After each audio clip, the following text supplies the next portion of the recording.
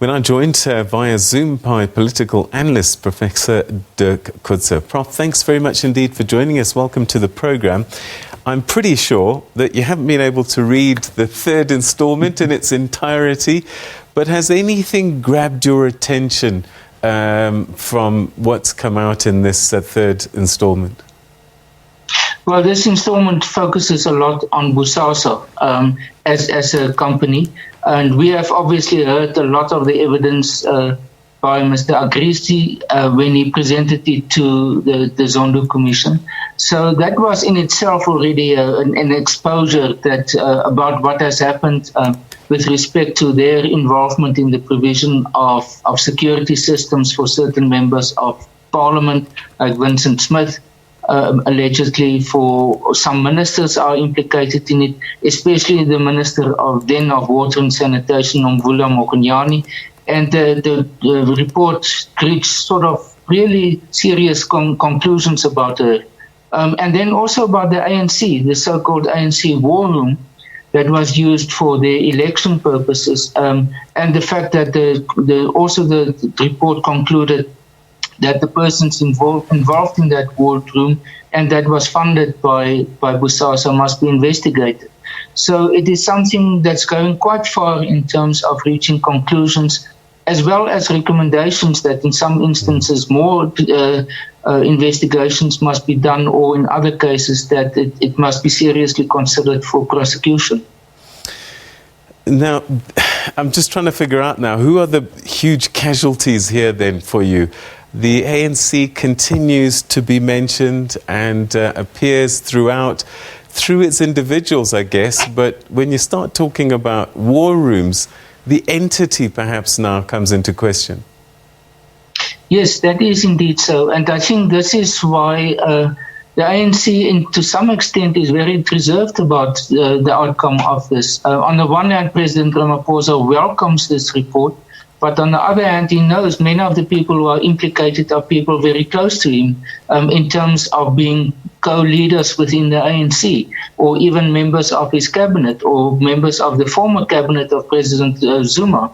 So it's very close to him. And I think this is the awkward nature, therefore, the awkward consequences of this report for the ANC in general. We also know that President Ramaphosa indicated that he wants to have present and report and in response to the Zondo report by around about June on behalf of government, and that the ANC as organization wants to also prepare a report on the Zondo Commission led by Jeff Gadebe, which should be ready for the policy conference and ultimately the final national conference at the end of the year. So the ANC certainly will have to position itself, because it cannot simply, at face value, accept everything that's being said in the Commission's report. It's damning for them, and therefore they need to take up a certain strategy of how to respond to this. And then for certain individuals, I mean, former President Zuma mentioned again in this report for receiving bribes. Yes, I think each of the three volumes have now built up a case against President Zuma. He's possibly one of the prime person who is regarded in all three volumes as almost inescapably the person that must take responsibility for a lot of what has happened. So if there's going to be a court case against or a charge against President Zuma, then a lot of it will be already available in these three volumes. And I think this is part of the conclusion. What is also a very damning conclusion from the judge's side is the fact that he said, in many respects, President Zuma did not present his side of the evidence. So what was available to him from other sources who appeared before him, he will take as the evidence that he is going to present in his report.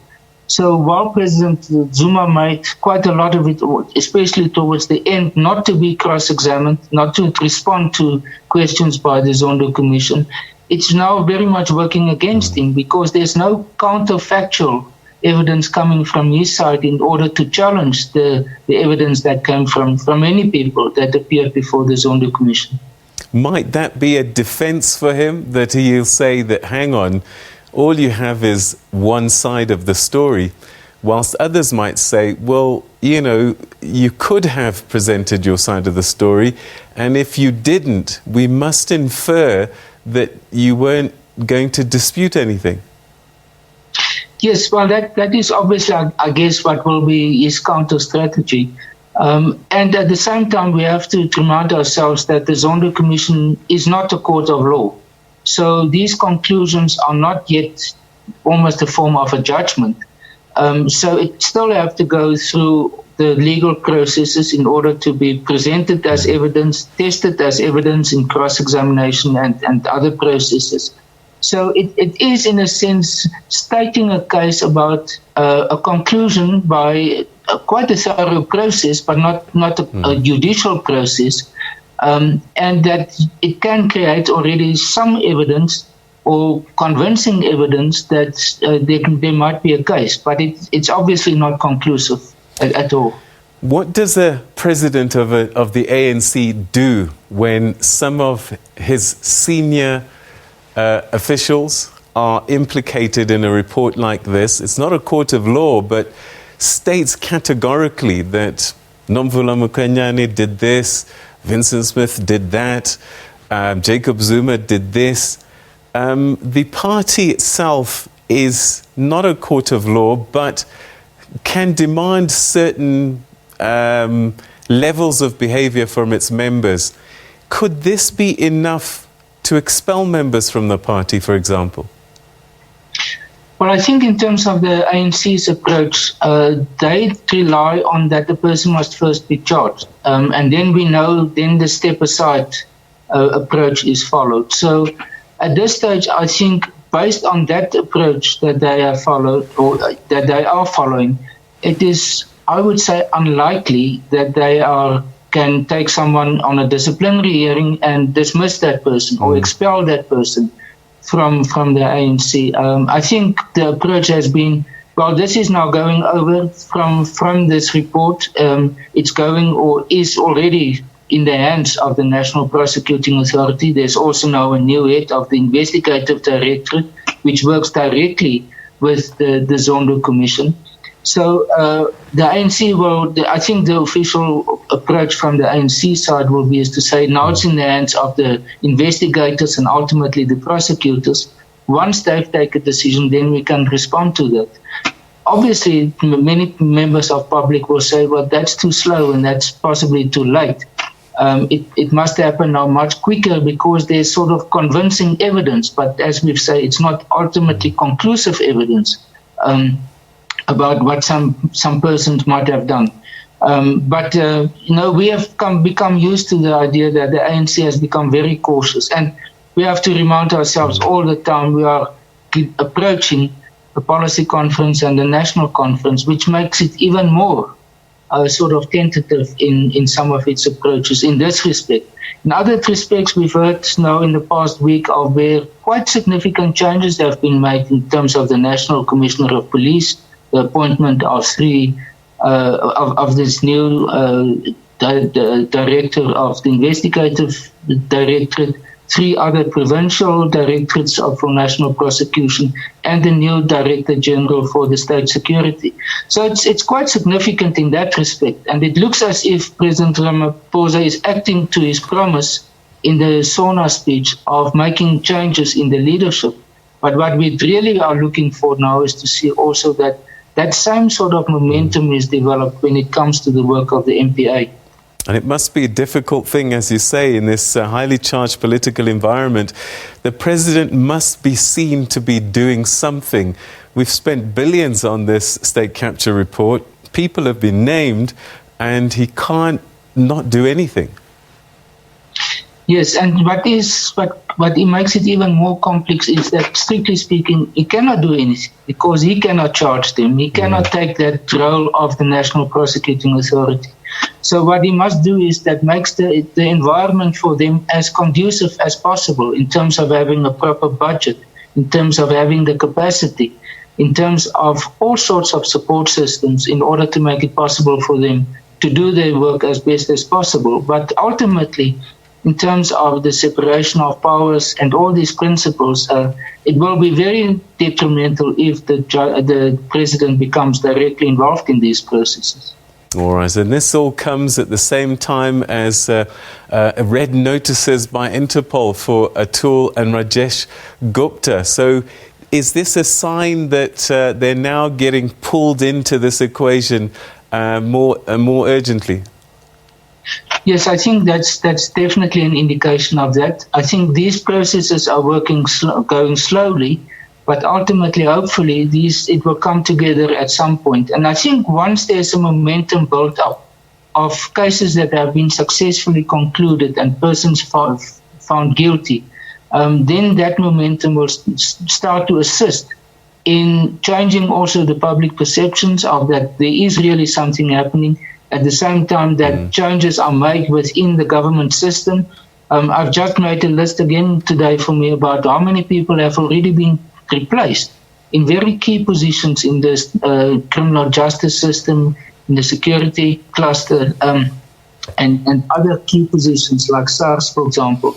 But it's difficult sometimes in terms of public perceptions to bring all of that together. And I think this is the task the government very often fails, that they don't present this as a total picture, as a comprehensive picture to the public, but seeing it almost in fragmented pieces. That is this, and that doesn't make the impact that they would like to see. Right, the state capture report was supposed to be in 3 parts, now 4. What do you think has caused that? Well, I think what they are possibly doing, first of all, the volume of work is so intense, so overwhelming that, and there's now so many people involved, but ultimately it must be all scrutinized by Judge Zondo. But I think what they have now reserved for the final volume are their conclusions, a comprehensive set of conclusions, as well as their recommendations. And that is sort of the essence of the report in the end. We've seen already some recommendations in the first volume, especially with respect to contracts and with processes and changing of processes in terms of contracts awarded to private sector companies for work being done for government. But that is one component, and I think a more comprehensive set of recommendations is what everyone is looking for, based on all the evidence that the Commission received. All right, so perhaps in a final thought, many people have continued to say, we've picked on the Guptas, but state capture quite likely may have involved other people. Do you think when you reflect on what we've seen so far in the State Capture Commission report, that is a likely scenario? Well, I think what has happened is initially most of us as members of the public associated state capture with the Gupta family. But as the evidence were presented to the Zondo Commission, we start to see, but it's much more.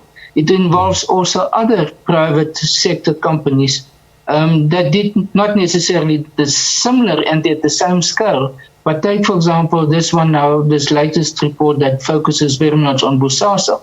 Bosasa didn't have connections or links with the Gupta family as far as I know. But they also participated in a very destructive way, ultimately, in terms of what is now called state capture. And even some other reputable companies in the financial sector and in the auditing business sector. So we've seen that we developed a much more, I would say, nuanced approach or nuanced understanding of what happened during those almost 10 years and what state capture actually entailed in a more in-depth way, a more nuanced way, instead of ascribing it only to the Gupta family and their companies. Professor Dirk Kotze, I know that you're not going to go to sleep tonight, that you're going to be pouring through those pages of the third installment. Thank you so much indeed for joining us this evening, and your insights always greatly appreciated. Thanks very much. Okay.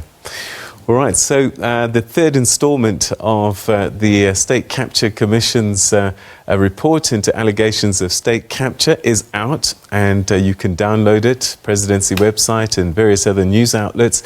And maybe you can make it bedtime reading for tonight to get an understanding of what's been going on.